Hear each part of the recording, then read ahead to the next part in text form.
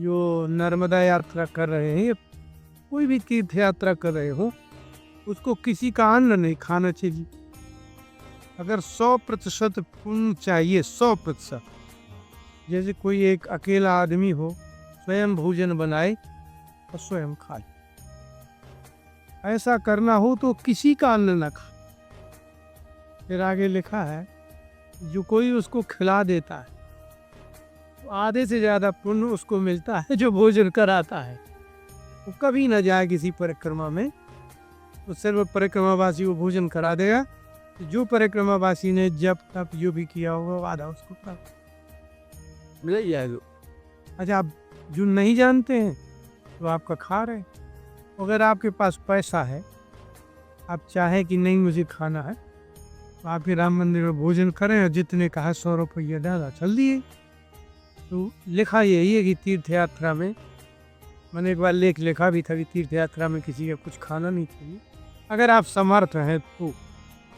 और नहीं है तो कोई बात ही नहीं खानी। उसमें ये है, स्कंद पुराण में प्रश्न है, शिव जी से पार्वती जी ने पूछा कि पृथ्वी तो पृथ्वी होती है, वैसे भी लोग भ्रमण करते हैं, तो उन्होंने कहा कि तीर्थ बुद्धि से करेगा तो उसको तीर्थ का फल मिलेगा, तो काम के लिए तीर्थ में घूमता रहे तो कुछ नहीं मिलेगा।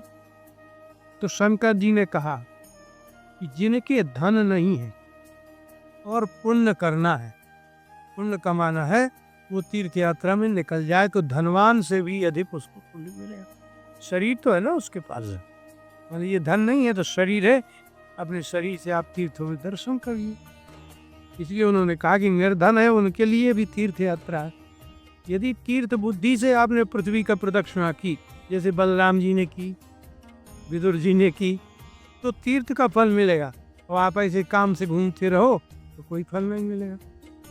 अब हम जा रहे हैं पैदल, कहीं काम मिल जाएगा तो कर लेंगे, इस बुद्धि से आप चाहे वृंदावन में घूमो चाहे काशी में, कोई फल नहीं।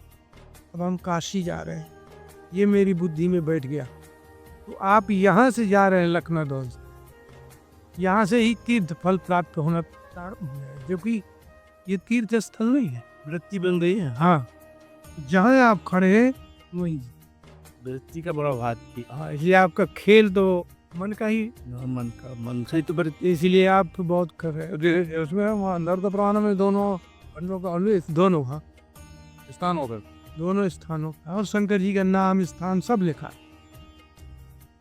और अभी आश्चर्य है कि वो जो लिखा है वो है, वही नाम मिलेगा आपको। और उसमें जिस गांव का नाम जो लिखा है, जैसे शुक्ल तीर्थ लिखा है तो शुक्ल तीर्थ है वो गुजरात में है। और उसमें लिखा है जो आप चाणोद गए हैं, ये गए नाम है।